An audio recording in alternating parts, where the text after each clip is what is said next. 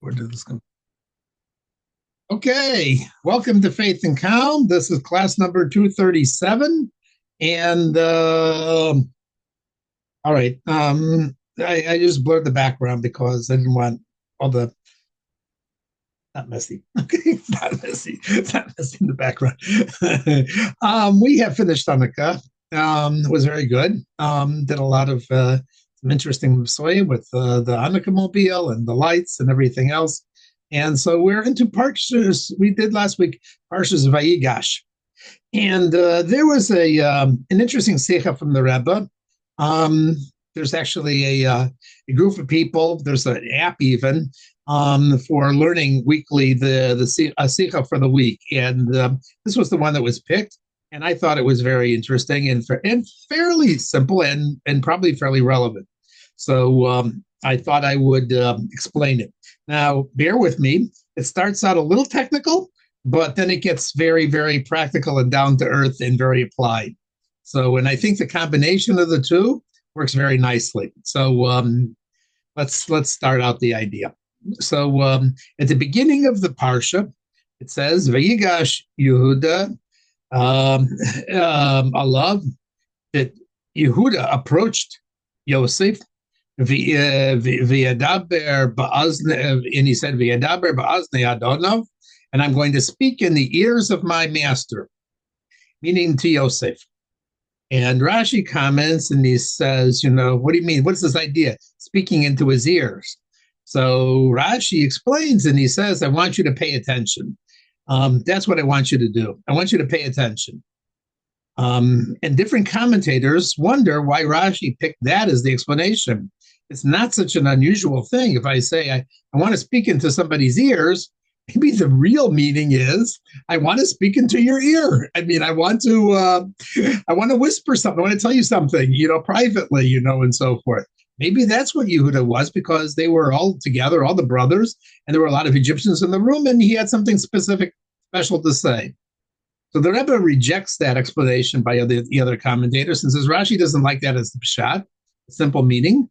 Because why? Because it's just not proper.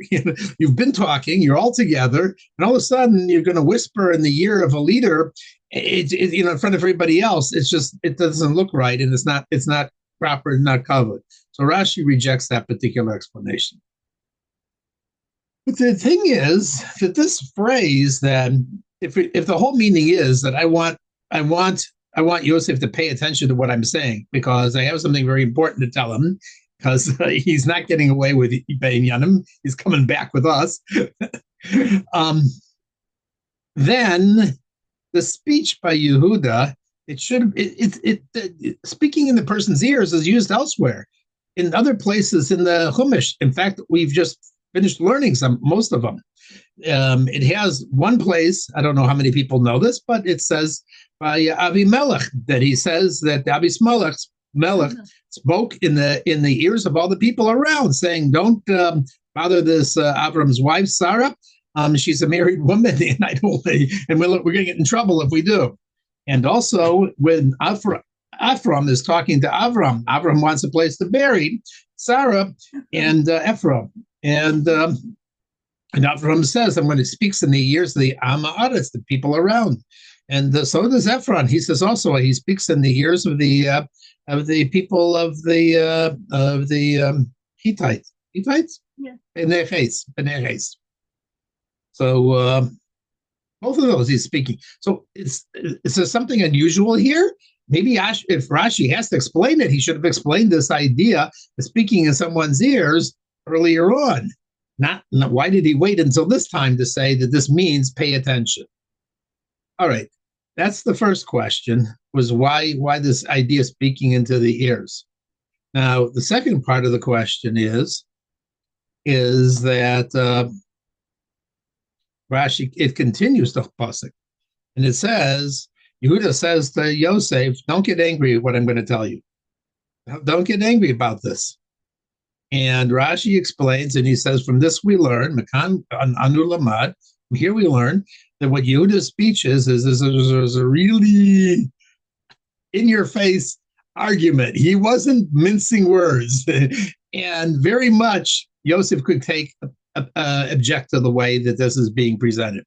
So he's going to tell him like it is, and I'm not mincing any words. I'm telling you exactly. You are not getting away. This whole business with Binyamin is a complete farce. Now, if you actually read the Chumash, you don't necessarily think that there's anything harsh that's being discussed here. It doesn't say anything really harsh. If you read it, it says that that you are like Paro in my eyes, and that you asked us a lot of questions about whether we had brothers and so forth.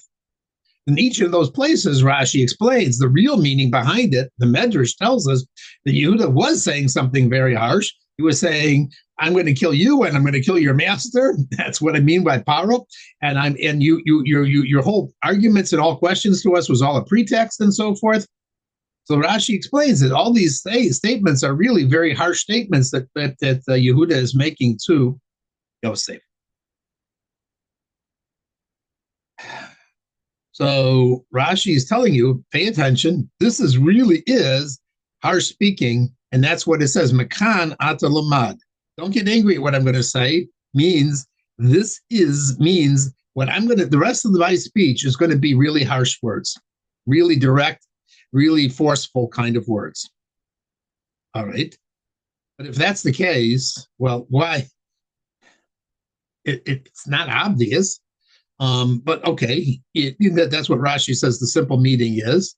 But then of that, he could have said it. He could have said, well, when you say don't get angry, it's teaching us that he spoke. No, Rashi is saying the pshat is mekan ata lamad, meaning the actual phrase here is actually coming to teach us something. It's teaching us from here, and it's not coming from any other words. And don't take the word like v'yadaber. V'yadaber, Rashi says in many places, means speaking harshly. V'yadaber doesn't necessarily mean speaking harshly. V'yadaber means I'm davar echad b'doro. Yeshua was the one person who speaks in the generation. He's the leader. Nobody argues with him. Davar means I'm going to speak words that are convincing and authoritatively, but I don't necessarily have to do it harshly and get angry about it. I'm just trying to make an argument, a case, and it's going to be this way, but it doesn't have to be necessarily harshly. Now, what do we learn from all of this? Why is Rashi making such a storm about it was a harsh speech and it was a strong speech? Because, and here's where we switch it over to the more relevant, direct kind of meaning. When you have to deal with somebody who's, let's face it, Yehuda was one of 10 Jewish people. He was the ruler of Egypt. He was the second in command of the most strongest nation. Yosef was the second in command. You said Yehuda. I said Yehuda. Yosef was one of 10 people, I said. And then I said that Yosef, he's speaking to somebody who was the second in command of all of Egypt. And he said, Goy, and he's got a lot of power. That's what Yehuda says. Maybe what you should do is approach him diplomatically. Maybe what you have to do is speak softly to him. In fact, if you come on first, speaking strongly with people in power, and you start arguing with them, then you can't go back and now start playing nicely with them. So maybe you start logically and realistically, what you should do is say things in a pleasant way, maybe this way, and try and see diplomatically if you can get an argument. Maybe that's what you should have done. Would have made more sense, and it would have been maybe it would have been an easier way of getting the case across. So Rashi is pointing out to you that is not what Yehuda did. He came on right in his face, and he gave him it point blank between the eyes, even though, as far as he was concerned, this guy had all the power in the world. It was the leader of everything in Egypt. And he said, listen, this boy is coming back with us, and all your stuff has been a pretext, and you've been dishonest from the beginning with us, and so forth. That's pretty harsh. He's given it to him. And the Rebbe says, why did he do it that way? And the answer is, here's the answer. The answer why he did it that way is because he was saying, if this was a situation about money or about honor or about position or something else, then in that situation, you deal with things diplomatically. because it's not relevant. It's not to the core of the matter. It's not an essential thing. However, it's taking a Jewish boy away, raising him in an Egyptian culture, ripping him away, taking him away, and teaching him the ways of Egypt and ripping away from his people is a matter of life and death. In situations which are life and death, which are the essential, the spirit would be spiritual death for this boy, there's no negotiation.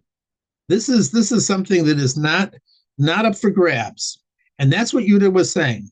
I am telling you right now, Yosef, this is not up for grabs. This is a matter of life and death, and I don't care what the odds are against me.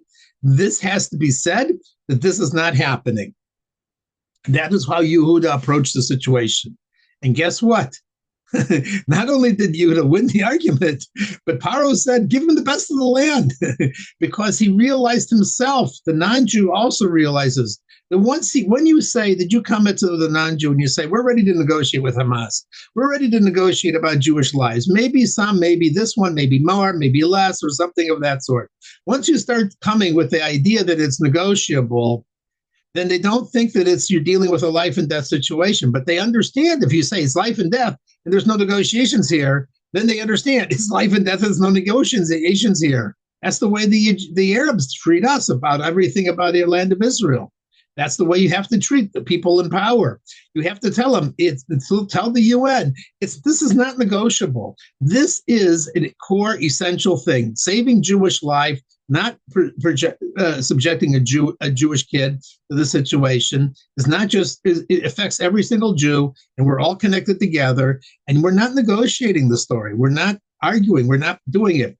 So the Rebbe says, there's two ways that you could have approached this. You could have said, you know what? The polite diplomatic way would be to make a committee, and the committee should go and decide what is the right way to raise Jewish kids. Is it in Egypt or is it in Israel? And if so, what should be the curriculum should be, and how should they be raised up, and so forth. And let's say cost into the situation. Maybe it's expensive this way. Maybe this would be more effective. Maybe we will live better there, and so forth. That kind, and everybody is there doing things in a quiet way, in a reasoned way, and then you have to also take into account how the Egyptians would be. Have another committee we're dealing with. Maybe the Egyptians would, how they will respond to this argument, and so forth. So the Rebbe says that's not the way. You want to be successful in life. You want to get what you need. Then when it's a matter that's essential to your life, it's something that you can't negotiate, because without it, it's not life, then you have to actually stand up and say up front exactly what it is. Don't wishy-washy. Don't be polite about it. You don't have to say it extra harsh. You have to insult anybody, but just say, there's no negotiation. This is bottom line stuff. I absolutely need it. Now, here's where the Rebbe turns the story around even more. He says, this is not just about the Yosef in the physical world. This is also about the supernal Yosef, meaning Hashem's treasure chest, so to say.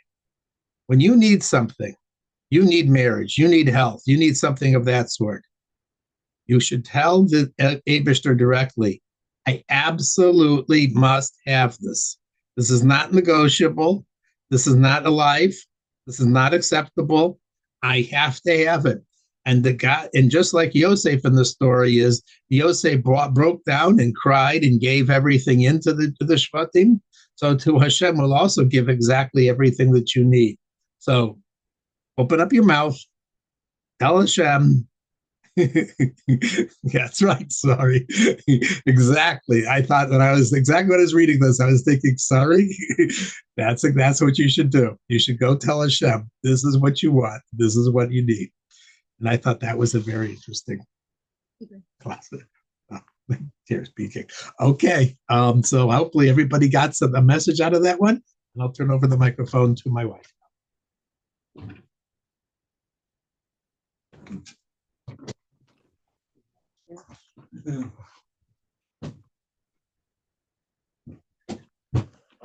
Hi. So, okay. So I'm just going to start out with the four things that I always say, and then I'm going to be brief. I'm going to talk about the Rebbe. What is Rebbe? and but it's going to be brief and it's going to be timely on something that happened this week. So the four things that I usually say are number one, we're in an extraordinary time. You and I, we are in the unfolding of the redemption. How do I know? Because the Lubavitch Rebbe, who is never wrong about any public prediction, told us that we are crossing over into the final redemption of us and the entire world. Secondly, um, uh, our souls were handpicked to be here because we each have an important role to play. Next, we have all the tools that we need to navigate this time. We have the mitzvahs, which are our power tools, and which we have the Torah, which is our guidebook. And finally, what we're doing here tonight by learning about the redemption actively speeds it up. It's the Rebbe said it's the fastest way to speed up the redemption. And also I want to add that the Rebbe hinted so many times in 1991, 1992 that he didn't say I am Mashiach, but he gave abundant hints that he is Mashiach. And so one very valid question is, why doesn't he just say I am Mashiach, like he's Mashiach? And the point about Mashiach is a king, and a king does not appoint himself. A Jewish king is not a king until the people accept him. So he may have been anointed by Hashem. Rebbe said that Mashiach has already been anointed.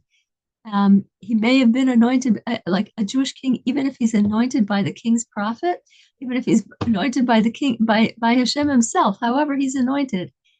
He is not king until the people accept him. And the same thing happened in the life of David HaMelech. He was not king until he first his tribe accepted him. So he was king over his particular tribe, but he wasn't king over all of the Jews until like 7 years later. And different people campaigned for him. And not until the people accept him is a king, nor is Mashiach until the people accept him. Melech below Am. That's how they say it in Hebrew. So, okay. So anyway, tonight I just want to talk briefly about the week we're in. Sunday was the Hebrew date of Hey Tavis. And Hey Tavis is, it sounds like, when I tell you what happened, it might sound like a minor event, but it was really not a minor event. It was there was in 1985, approximately 1985, there was a controversy in Lubavitch. And, the Rebbe succeeded someone called Rabbi Yosef Yitzhak Schneerson and his father-in-law. After his father-in-law, after his neshama went to heaven in 1950, a year later, the Rebbe took over the job at the behest of the Hasidim. They had to beg him, but that's what he did. And then in 1985, there was a. First, I want to say, what is a Rebbe? What is a Rebbe? What is a tzaddik? What is a Rebbe? So, probably everybody knows that when a neshama, first of all, a neshama takes not 9 months, a neshama takes a year to be born, right? A year to come down into a body.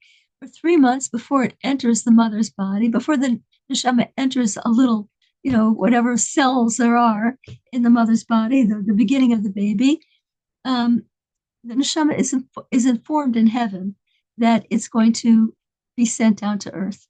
And as we know, the neshama is not interested, right? It's much better in heaven. You can see godliness everywhere. Everything is apparent. There's no comparison on earth to anything in heaven. Neshama is reluctant. But then God tells the neshama, through your hard work down there, it's going to be hard work because you're not going to be able to see godliness. You're not going to be able to see Hashem. You're not going to be able, things are going to be dark, really dark there compared to what it is here. But through the hard work you're going to do through the darkness, you're going to be even closer to me, Hashem, than you are now. And then neshama hears that and says, all right, send me down. And the neshama it's not a straight shot down to earth. The neshama goes like this and like this and like this. Some of them have a more straight path, and some of them have a more a more twisty and windy path. But then there are certain Jewish neshamas called tzaddikim, men and women who have the ability to become extremely holy people, and they don't have that windy path down to earth. They have more of a straight shot. Why? Is it favoritism? Why? No, it's not favoritism at all. It's that when Hashem first made the world, Hashem, so to speak, decided that he's going to make it. He's going to make it with strict gevura, which means that he was going to conceal himself and everything and holiness completely, and a person would have to struggle through the darkness to find Hashem. And he saw, not that he didn't see it before, but this is how the I don't know what you'd call it, the allegory, whatever it is. Not an allegory. It actually happened.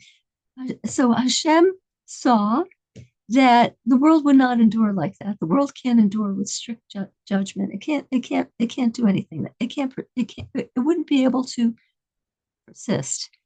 So that Hashem tempered the Gevurah, he tempered the strictness with mercy. So the strictness would have been if every aspect of godliness is completely concealed. So what is the kindness that Hashem tempered this strictness with? The kindness was miracles, both those that are in our times and those that were recorded in the Torah. A miracle is like when the curtains part and you see the hand of God, and it's extremely reassuring. So there were the miracles, and the other thing was that there would be tzaddikim, very holy souls, sprinkled throughout the generations, and these tzaddikim will have retained their connection with heaven much more than we have. And through seeing the tzaddik, through dealing with them, through learning their Torah, and seeing how they operate, we have that same kind of relief that you get through a miracle. It's like, it helps us endure in the darkness. Now, in every generation, there's some sprinkled throughout. They're very, very few in number, but they're present throughout history. So it's not like the tzaddik is Hashem's favorite and they get easy treatment. No, Hashem gave them that easy treatment because they are there to help the rest of us. Because without them, the world would be so dark and so dismal. Nobody could go on. The Jewish people would never have been able to make it through our incredible history, our incredibly challenging history without them.